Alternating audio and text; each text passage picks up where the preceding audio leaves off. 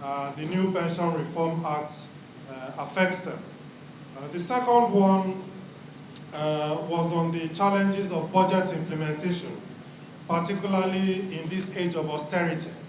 And that was also kindly delivered for us by the DG of the Budget Office.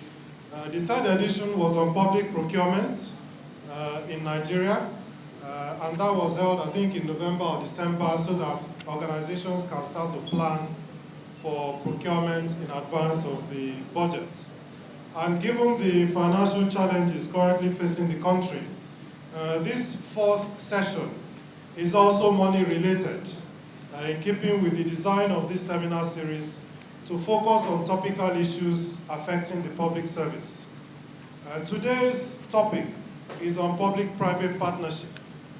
The 2015 appropriation bill submitted to the National Assembly actually shows a 43.4% drop in the capital budget provision compared to the 2014 budget. That is quite a significant drop. That's almost a drop of half.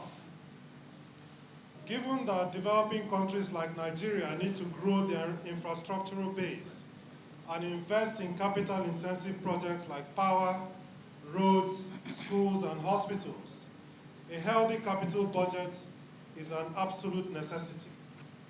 However, resource constraints in many developing countries, particularly in this era of dwindling income from oil, means that many developing countries can simply not fund their capital project requirements from normal budgetary provisions.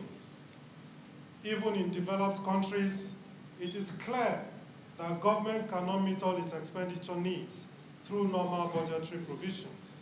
As a result, many countries, both developed and developing, have in recent years increased their reliance on public-private partnerships to finance capital asset acquisition and operations. PPPs comprise 10% of the capital budget provision in the UK, 20% of the capital budget in France, and 15% of the capital budget in South Korea. In Portugal, PPP represents as much as 28% of the capital budget. The position in Africa is currently low, but it is growing. However, PPPs are not without their challenges. PPP contracts can be quite technical in nature, and not many people devote the time and expertise required to ensure that PPP contracts are fair and balanced between the private sector and the government. Also, the unpredictability in the application of the rule of law can be a challenge in many developing countries. PPPs require a stable environment for the enforcement of contracts, and policy somersaults and unilateral cancellations of PPP contracts midstream do not promote investor confidence.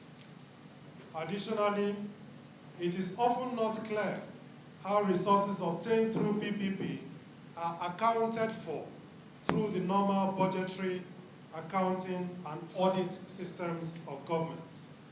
The proper application of procurement legislation, such as the Public Procurement Act 2007, and how it applies to PPPs, can also be an issue. Despite these challenges, traditional capital infrastructure financed entirely by government is now increasingly untenable. PPPs can be a useful approach through which to augment government's own efforts, and it is for this reason that we are fortunate to have the representative of the Director General of the Infrastructure Concession Regulatory Commission, ICRC, here with us today. If PPP in Nigeria is to fully take off, it will be absolutely necessary for the DG of ICRC to work very closely with our previous speakers on this Lunchtime Seminar series. That is, the DG of the Budget Office of the Federation and the DG of the Bureau of Public Procurement. I believe that closer synergy between the functions of ICRC, the Budget Office of the Federation, and the Bureau of Public Procurement as well as other organizations like the Bureau of Public Enterprises, the Federal Ministry of Justice, and the Federal Ministry of Finance, can only be for the benefit of the country. I want to thank you for turning up